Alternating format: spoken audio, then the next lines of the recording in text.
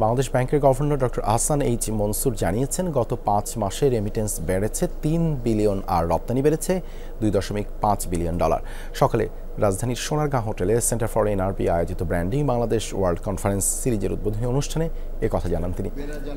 বলেন, প্যানিক হওয়ার মতো কিছু হয়নি, এখনও কেন্দ্রীয় ব্যাংকে 4 মাসের রিজার্ভ রয়েছে, তবে সতর্ক থাকতে বলেন গভর্নর। আরও জানান, টাকা পাচার ও ব্যাংকিং খাতে সুশাসন ফিরে আসায় অর্থনীতি মোটামুটি স্থিতিশীল রয়েছে। প্রবাসী বাংলাদেশিদের রাজনৈতিক পরিচয়ে বিভাজন সবচেয়ে বড় সংকট বলেও মন্তব্য করেন আহসান এইচ মনসুর। বলেন, সবাইকে বাংলাদেশের পক্ষে লবিং করতে হবে, নয়তো রাজনৈতিকভাবে মাথা উঁচু করে দাঁড়ানো অসম্ভব। বাংলাদেশের ফরেন এক্সচেঞ্জ রিজার্ভ এখনো 4 মাসের উপর আছে। আমরা 7 দিন, 10 দিন, 15 দিন আমরা রাখতে পারবো। আমাদেরকে এগ্রিগেটরের কাছ থেকে না কিনলেও চলবে। ওই 10টা এগ্রিগেটরকে ব্যান করে দিলেও আমাদের কিছু আসে যায়। রেমিটেন্সের প্রবাহ আমাদের যতদিন আমাদের জনশক্তি আছে, জনশক্তি রপ্তানি আমরা করব, আমরা রেমিটেন্স তাদের কাছ থেকেই পাবো। সেটাকে আমরা সাদরে আহ্বান করব, সেটাকে ব্যবহার করার দায়িত্ব আমাদের।